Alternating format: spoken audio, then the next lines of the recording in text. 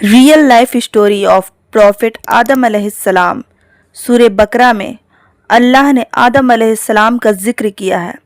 जब अल्लाह ने इंसान की मखलूक को पैदा करने का इरादा किया तो अल्लाह ने फरिश्तों से फरमाया, मैं ज़मीन में अपना एक खलीफा बनाने वाला हूँ।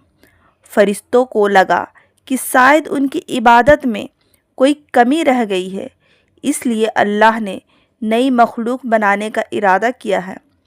फरिश्तों ने जिनों जैसी दूसरी मखलूक भी देखी थी जो ज़्यादा अकल नहीं रखते थे और खुरोज़ी करते थे। फरिश्तों ने अल्लाह से कहा, ए अल्लाह, हम तेरी तस्बीह, हमद और पाकी बयान करते हैं। क्या तू ऐसी मखलूक पैदा करेगा जो ज़मीन में फसाद करेगी और खून खराबा करेगी? इसके जवाब में अल्लाह ने फरमाया, जो मैं जानता हूँ वह तुम नहीं जानते। फरिश्तों ने आपस में कहा कि अल्लाह ताला जो भी मखलूक पैदा करे वह हमसे ज़्यादा इल्म नहीं रख सकती। फिर अल्लाह ने आदम अलैहिस्सलाम को इल्म से नवाजा और उन्हें कुछ चीज़ों के नाम सिखा दिए। फिर अल्लाह ने आदम अलैहिस्सलाम को फरिश्तों के सामने पेश किया और फरिश्तों से फरमाया कि तुम बताओ इन चीज़ों के नाम अगर तुम सच्चे हो। फरिश्तों ने कहा कि हम उतना ही इल्म जानते हैं जितना तूने हमें सिखाया, उसके सिवा हमें कुछ नहीं मालूम। फिर अल्लाह ताला ने फरमाया, ए आदम, तुम बता दो इनको चीज़ों के नाम। फिर जब आदम ने उन चीज़ों का नाम बता दिए तो अल्लाह ने फरिश्तों से फरमाया कि मैं ना कहता था कि मैं आसमानों और ज़मीन की पोशीदा चीज़ों को जानता हूँ। फिर अल्लाह ने फरिश्तों से फरमाया कि तुम आदम को सजदा करो, तो वह सब सजदे पे गिर पड़े, मगर शैतान ने सजदा नहीं किया। अल्लाह ने फरमाया कि इब्लिस, तुझे क्या हुआ कि तू सजदा करने वालों के साथ शरीक ना हुआ? शैतान ने तकब्बुर में कहा कि मैं ऐसा नहीं हूँ कि इंसान को सजदा करूँ जिसे तूने खन खन हुए सड़े हुए गारे की मिट्टी से बनाया है। मैं उससे बेहतर हूँ। तूने आग से पैदा किया और उसे मिट्टी से पैदा किया।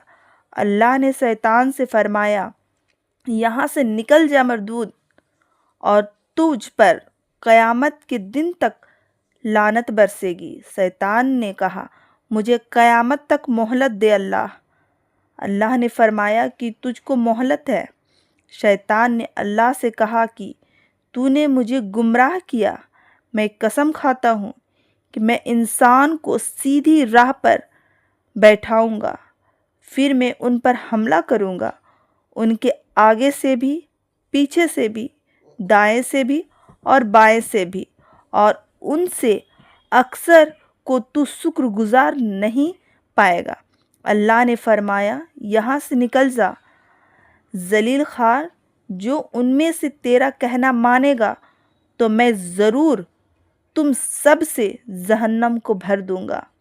बेशक मेरे ख़ास बंदों पर तेरा ज़रा सा भी नहीं चलेगा। जन्नत की सारी नेमतों के बावजूद आदम अलैहिस्सलाम जन्नत में अकेला महसूस करते रहे।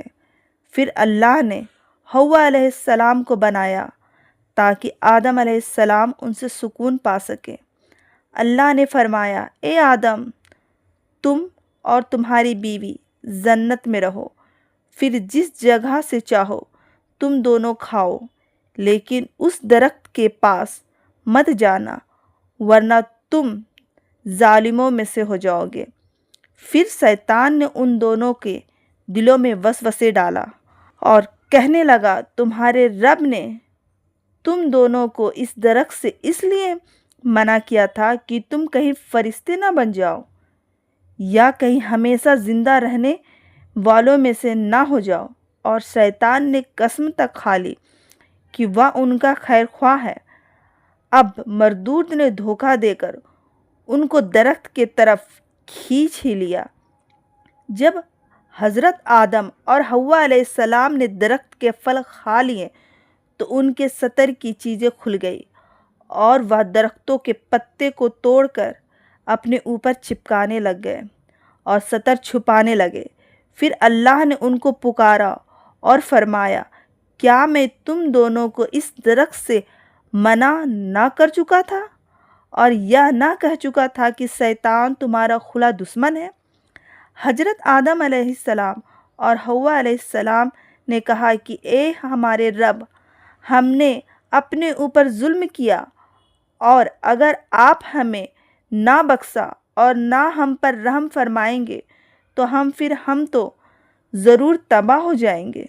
اللہ نے فرمایا کہ تم سب جنت کے نیچے اتر جاؤ، اب تم میں سے ایک دوسرے کے دشمن ہو اور تمہارے لیے زمین پر رہنے کی جگہ ہے اور ایک مدت تک نفع حاصل کرنا۔ اب تم کو وہی زندگی گزارنی ہے اور وہیں مرنا ہے اور وہیں پھر سے پیدا ہونا ہے۔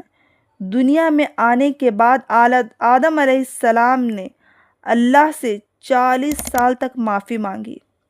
پھر اللہ نے آدم علیہ السلام پر رحم کھا کے انہیں معاف کر دیا اور فرمایا کہ تم اور تمہاری اولاد دنیا میں رہو، اور یہ بات یاد رکھو کہ جب میری طرف سے کوئی نبی ہدایت لے کر تمہارے پاس آئے تو تم اس کا کہنا ماننا، اور جو لوگ میرے نبیوں کی بات کو نہیں مانیں گے اور ہماری آیتوں کو جھٹلائیں گے وہ دوزخ میں جائیں گے اور ہمیشہ اسی میں رہیں گے۔ حضرت آدم اور حوا علیہ السلام دنیا میں رہنے لگے، انہیں سے انسانوں کی نسل شروع ہوئی۔ آدم علیہ السلام تقریباً 900 سال زندہ رہ کر وفات پا گئے۔ قرآن کے اس واقعے سے ہمیں یہ ہدایت ملتی ہے کہ جب شیطان نے غلطی کی تو اس نے معافی مانگنے کے بجائے تکبر کیا اور اللہ کو ہی اپنی گمراہی کا الزام دیا، پر جب آدم علیہ السلام سے غلطی ہوئی تو انہوں نے اپنی غلطی مانی اور فوراً توبہ کی، اور تب تک معافی مانگتے رہے جب تک اللہ کو راضی نہ کر لیا۔ آدم علیہ السلام کی سنت یہ ہے کہ جب انسان سے غلطی ہو جائے تو وہ اللہ سے اپنے گناہوں کی معافی مانگے اور اپنے رب کو منا لے۔ بے شک اللہ بہت معاف کرنے والا ہے اور بڑا مہربان ہے۔ تو یہ تھا آدم علیہ السلام کا بہترین واقعہ۔